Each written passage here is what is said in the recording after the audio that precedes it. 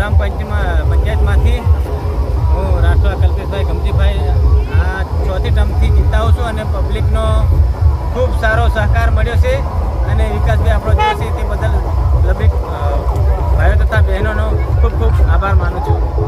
શું નામ? મારું નામ છે રાઠવા કલ્પેશભાઈ ગમજીભાઈ. નમસ્કાર.